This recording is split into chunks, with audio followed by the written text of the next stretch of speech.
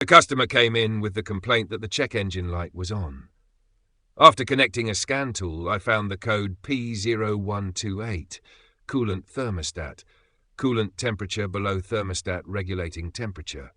This indicates that the engine isn't reaching the correct operating temperature because the thermostat is not working properly. To investigate, I performed a road test while monitoring the scan tool data and noticed that the engine coolant temperature wasn't reaching the minimum specified value.